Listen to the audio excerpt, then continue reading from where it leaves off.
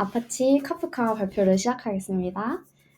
이번에는 이론을 다루고 다음에는 실습을 다뤄보겠습니다. 목차는 다음과 같습니다. 그래서 먼저 카프카랑 분산 메시지 브로커입니다. 분산 메시지 브로커랑 메시지 브로커는 발신자와 수신자 간의 메시지를 중개하는 시스템입니다. 그중 분산 메시지 브로커는 분산 시스템 환경에서 메시지를 안전하고 효율적으로 송수신하는 미들웨어를 말합니다. 그래서 간단하게 메시지를 주고받는 흐름에 대해서 짚고 넘어가면 이제 프로듀서가 메시지를 발행하면 카프카 브로커에서 메시지가 저장이 되고 컨슈머는 해당 메시지를 구독해서 가져가게 됩니다.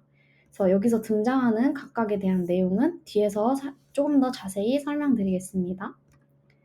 그래서 카프카를 구성하는 주요 요소들은 대체로 다음과 같습니다.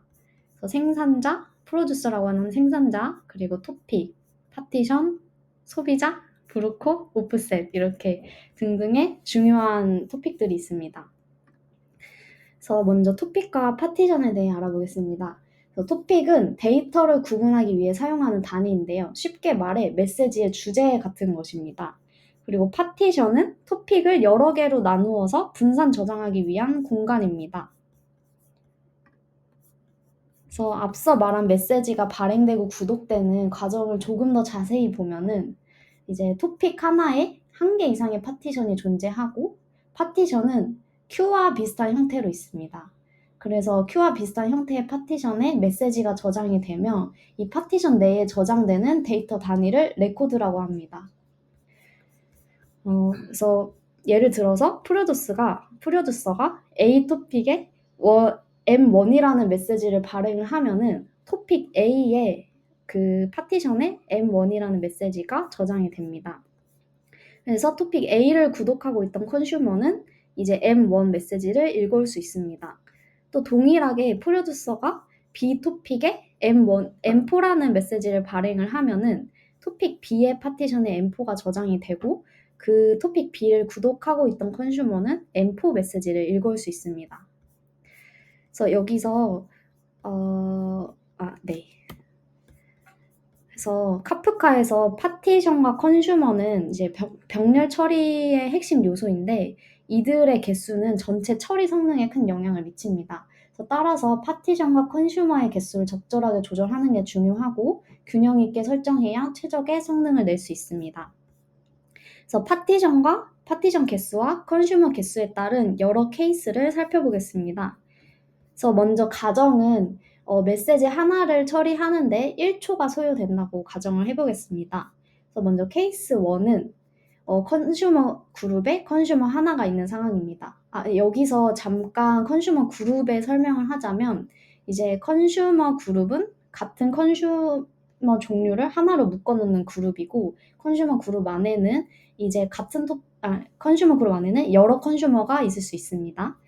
그래서 케이스 1을 살펴보면은 8개의 데이터, 레코드가 토픽에 쌓여 있다고 했을 때 이제 컨슈머가 하나라면 처리하는데 총 8초가 걸립니다. 그래서 케이스 두 번째는 여기서 컨슈머가 하나 더 생긴 상황인데요. 이 상황은 파티션은 하나의 컨슈머에만 할당이 가능하기 때문에 이 상황에서도 똑같이 8초가 소요가 됩니다. 그래서 애초에 하나의 파티션이 같은 그룹에 있는 컨슈머 2개에 할당되는 게 불가능하기 때문에 이 케이스 2번 같은 경우에는 케이스 1번과 같은 상황입니다. 그리고 케이스 3는 토픽 하나에 2개의 파티션이 있고 컨슈머 그룹에 컨슈머가 2개 있는 상황입니다. 이 경우에는 각 컨슈머가 자신에게 할당된 파티션의 메시지를 병렬로 처리하기 때문에 8개의 메시지를 처리하는데 총 4초가 걸린다고 생각하면 됩니다. 그래서 이때가 가장 병렬 처리가 잘 되는 상황입니다. 그러면 이제 마지막으로 케이스 4는 이제 하나의 토픽에 파티션이 3개인 경우입니다. 이때 이제 첫 번째 파티션이 컨슈머 1에 할당이 되고 두 번째, 세 번째 파티션은 두 번째 컨슈머에 할당이 된 상황입니다. 그러면 이때 몇 초가 걸릴까요? 4초?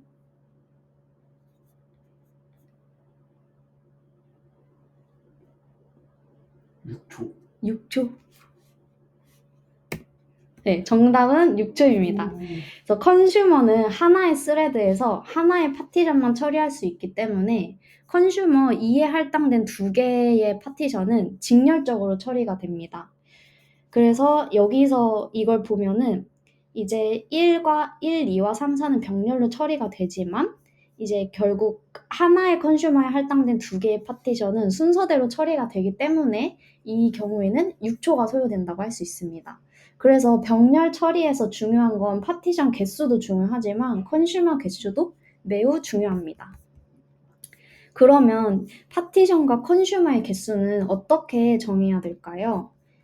그래서 파티션 개수는 이제 일단 컨슈머의 데이터 처리량을 고려를 해줘야 되는데, 그럼 컨슈머의 데이터 처리량을 고려할 때 처리량을 올리는 방법에는 컨슈머 자체의 서버의 사양을 올릴 수도 있고 아니면 컨슈머 개수를 늘릴 수도 있습니다. 하지만 이 서버의 사양을 올리는 방식은 뭐 GC 튜닝을 하거나 아니면 업스케일링을 하거나 할 수 있지만 일정 수준 이상 처리량을 올리는 것에는 한계가 있습니다. 그래서 파티션 개수를 늘리고 그 파티션 개수만큼 컨슈머의 개수를 늘리는 게 가장 확실한 데이터 처리량을 올릴 수 있는 방법입니다. 그래서 이때 기본적으로 프로듀서가 메시지를 처리하는 속도보다 이제 컨슈머가 메시지를 처리하는 속도가 더 커야 됩니다. 그래서 예를 들어서 프로듀스가 초당 100개의 레코드를 처리한다고 하고 컨슈머가 초당 1000개의 레코드를 처리하고 컨슈머가 초당 100개의 레코드를 처리한다고 했을 때 이때 컨슈머가 10개 그리고 파티션이 10개 이상일 때가 가장 효과적이라고 할 수 있습니다. 그래서 그러면 컨슈머와 파티션 수는 어떻게 맞춰야 하냐면 이제 컨슈머 수보다 파티션 수가 더 많아야 하는 게 기본 원칙이지만 컨슈머 수와 파티션 수가 동일한 게 가장 이상적인 구조라고 할 수 있습니다. 그래서 왜냐면 파티션 수가 컨슈머 수보다 많은 경우는 이 상황이 되기 때문에 그러면 컨슈머 하나가 놀고 있게 돼서 그 개수를 동일하게 맞춰주는 게 가장 이상적이라고 할 수 있습니다. 그래서 파티션 개수에 설정하는 방법은 토픽을 처음 만들 때 파티션 개수를 이런 식으로 설정을 할 수가 있는데요. 주의해야 할 점은 설정한 이후에 파티션 수를 늘릴 수는 있지만 줄일 수는 없습니다. 그래서 처음에 토픽을 만들면서 파티션 수를 정하는 거에 매우 주의를 요해야 합니다. 그러면 이제 그 파티션에 저장되는 데이터 단위를 레코드라고 했는데요. 레코드의 구성 요소로는 타임스탬프, 메시지 키, 그리고 메시지 밸류, 오프셋이 있습니다.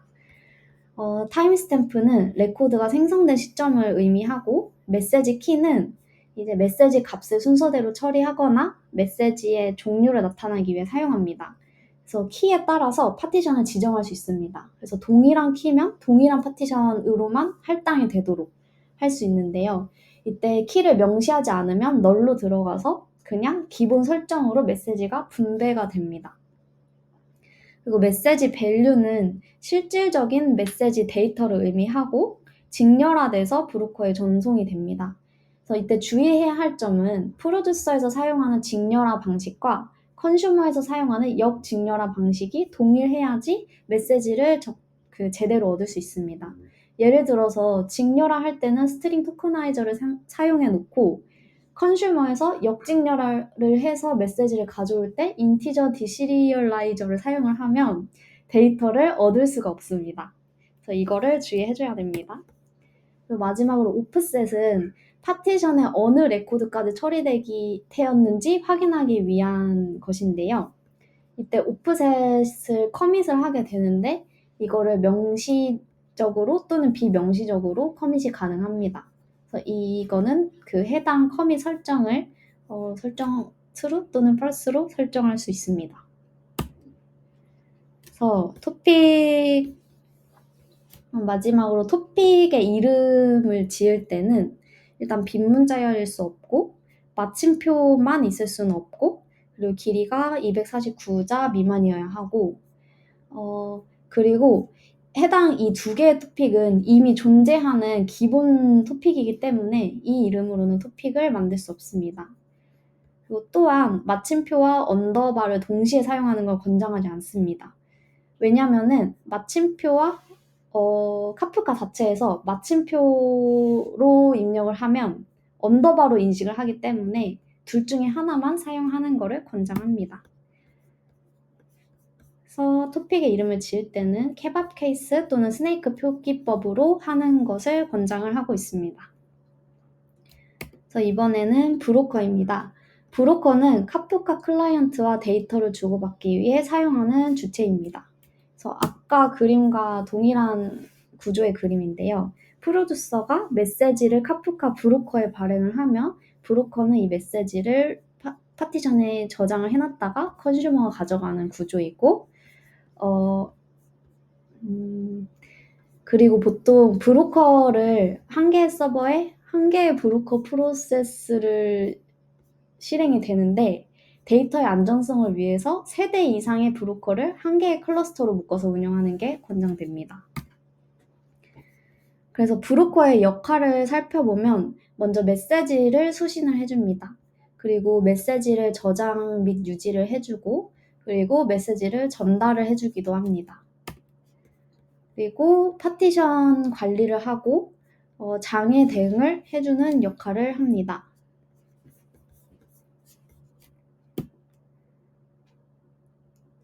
그리고 이제 브로커가 데이터를 저장하는 방식에 대해서 이야기해 보겠습니다.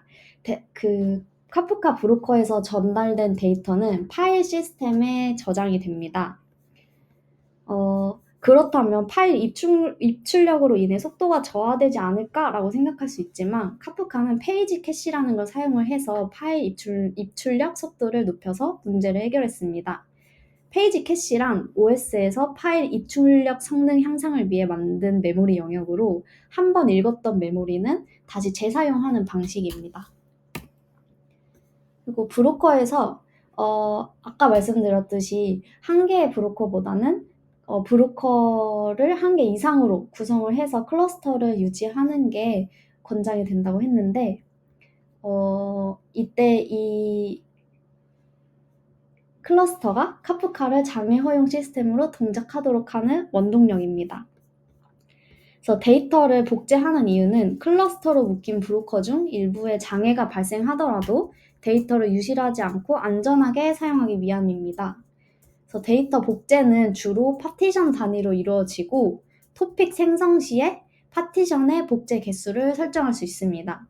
그래서 복제 개수는 최소 1개부터 브로커 개수만큼 복제를 설정할 수 있습니다.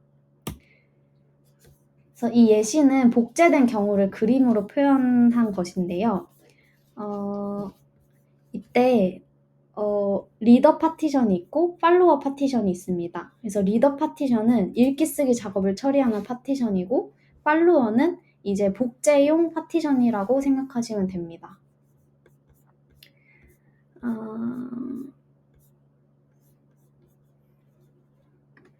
네. 카프카 클러스터의 다수 브로커 중 한 대가 컨트롤러 역할을 합니다. 그래서 컨트롤러는 다른 브로커들의 상태를 체크하고 브로커와 클러스터에서 빠지는 경우 해당 브로커에 존재하는 리더 파티션을 재분배합니다. 그래서 컨트롤러 역할을 하는 브로커에 장애가 생긴다면 다른 브로커가 컨트롤러 역할을 하게 됩니다. 그렇다면 큰 컨트롤러 역할을 하는 브로커의 상태는 누가 체크를 할까요? 근데 오지마. 그래서 주키퍼가 이 상태를 감지를 합니다. 그래서 여기서 브로커가 주키퍼를 보통 클러스터의 메타데이터 관리 및 분산 조정을 위해 사용을 하는데 카프카 클러스터에서 발생할 수 있는 여러 상태 변화를 모니터링하고 컨트롤러의 상태를 포함하여 클러스터의 구성 정보를 관리합니다. 그리고 브로커의 데이터 삭제에 대해 얘기해 보겠습니다. 앞서 파티션이 큐와 비슷한 구조라고 했는데 선입선출 구조인 것은 비슷하나 큰 차이점이라고 하면은 큐에서 데이터를 꺼내면 큐 내의 데이터는 삭제되지만 파티션의 데이터를 컨슈머가 가져가더라도 토픽의 데이터는 삭제되지 않습니다. 이는 컨슈머가 오프셋을 사용해 레코드 위치를 기억하기 때문입니다. 그래서 그렇다면 브로커에 저장된 데이터 삭제는 어떻게 일어날까요? 그래서 우선 데이터 삭제는 브로커만 할 수 있습니다. 또한 파일 단위로, 그래서 로그 세그먼트라고 불리는 파일 단위로 이루어지고 파일 단위이기 때문에 파일 내부의 특정 데이터만 삭제하는 것은 불가능합니다. 그래서 로그 세그먼트 파일이 기준 용량 이상이 되면 파일이 닫히면서 삭제를 할 수 있게 되고 이 기준 용량은 설정을 할 수 있는데 이 용량을 너무 작게 설정하면 세그먼트 파일을 자주 열고 닫아야 되기 때문에 부하가 발생 가능성이 있어서 이 용량 설정에도 주의를 해야 합니다. 그리고 또 코디네이터라는 역할이 있는데요. 코디네이터는 컨슈머 그룹의 상태를 체크하고 파티션을 재분배하는 역할을 합니다. 만약 컨슈머가 컨슈머 그룹에서 빠지게 된다면 매칭되지 않은 파티션을 정상 동작하는 컨슈머로 재할당하게 되고 이를 리밸런싱이라고 합니다. 그래서 그림을 보시면 이렇게 할당이 된 상태에서 만약에 컨슈머 그룹에서 컨슈머 하나가 빠지게 되면 다른 파티션은 정상 동작하는 컨슈머로 할당이 되게 됩니다. 이번엔 프로듀서입니다. 프로듀서는 메시지를 생성하여 특정 토픽에 전송하는 역할을 하는 클라이언트 어플리케이션입니다. 그래서 프로듀서가 메시지를 발행하는 과정은 레코드 전송 요청을 보내면 파티셔너라는 것이 토픽에 어느 파티셔너로 전송될지를 결정을 하고 그 다음 어큐뮬레이터에 데이터가 버퍼로 쌓이게 됩니다. 이때 주의할 점은 바로 카프카 클러스터의 메시지가 바로 전송되는 게 아니라 어큐뮬레이터에 데이터가 쌓였다가 그 다음 배치 사이즈로 묶여서 카프카 클러스터에 전송이 되게 됩니다. 그래서 아까 파티셔너라는 역할을 하는 게 있었는데 이 파티셔너의 역할은 어느 메시지가 어느 파티셔너로 갈지 할당을 해주는 역할을 하고 그 파티션을 할당하는 방식에 따라 종류가 다른데 대표적인 걸로 라운드 로빈 파티셔너와 유니폼 스티키 파티셔너가 있습니다. 그래서 만약에 가정을 배치 사이즈를 4라고 했을 때 라운드 로빈 파티션 경우에는 메시지를 순차적으로 파티션에 분배를 합니다. 그래서 1번부터 10번 메시지를 할당을 한다고 했을 때 1, 2, 3, 4, 5, 6, 7, 8, 9, 10 이렇게 파티션을 할당이 됩니다. 그래서 그러면 이 경우에는 10번 메시지까지 가야지 한 개의 배치가 생겨서 카프카 클러스터까지 전달이 될 수 있습니다. 하지만 유니폼 스티키 파티셔너는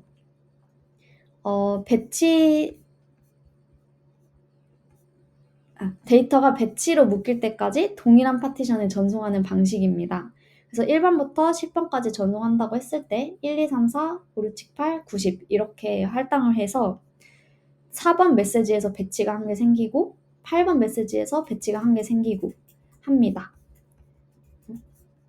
그래서 이 경우에는 지금 원래는 라운드 로빈 파티셔너가 기본 파티셔너였는데 카프카 2.5 버전 이후에는 이 유니폼 스티키 파티셔너가 조금 더 성능상 이점이 크기 때문에 기본값으로 설정이 되어 있습니다. 그 다음 컨슈머입니다. 컨슈머는 특정 토픽에서 데이터를 읽어오는 역할을 하는 클라이언트 어플리케이션입니다. 그래서 컨슈머가 데이터를 가져오는 방식은 폴링 방식이라고 하는데요. 일반적으로 다른 메시지 큐는 메시지 큐에서 메시지를 푸시하는 방식으로 이 경우에는 메시지 큐가 그 메시지를 받는 컨슈머 측의 처리 성능을 염두를 하고 있어야 됩니다. 그래서 얘 얼마만큼의 데이터를 처리할 수 있는지를 메시지 큐가 생각을 하고 있어야 되기 때문에 과부하가 발생할 수 있습니다. 하지만 카프카 컨슈머의 경우에는 메시지 큐가 보내주는 게 아니라 메시지를 받는 측에서 먼저 요청을 해서 메시지를 가져오는 폴링 방식이기 때문에 메시지 큐가 이제 컨슈머의 환경을 고려할 필요가 없고 이제 컨슈머가 스스로 자기가 처리할 수 있는 만큼만 가져갈 수 있기 때문에 안정적으로 데이터를 처리할 수 있습니다. 그럼 이제 컨슈머는 메시지를 가져올 때 오프셋을 관리를 하는데요. 어디까지 메시지를 읽었는지에 대한 오프셋 관리를 하는데 컨슈머 그룹마다 독립적으로 오프셋이 관리되게 됩니다. 그래서 같은 토픽이라도 다른 그룹끼리는 서로 다른 오프셋을 가질 수 있습니다. 예를 들어서 해당 파티션에 대해서 다른 컨슈머 그룹에 이렇게 각각 할당이 됐을 경우에는 오프셋이 각각 관리가 되기 때문에 컨슈머 그룹 1에서는 5번 메시지까지 읽은 상태고 컨슈머 그룹 2에서는 7번 메시지까지 읽은 상태라고 생각하시면 됩니다.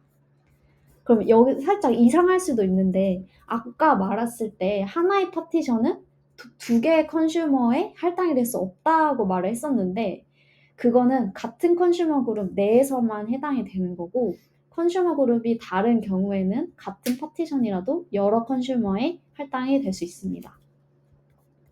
네, 여기까지 카프카의 기본적인 이론이었습니다. 감사합니다.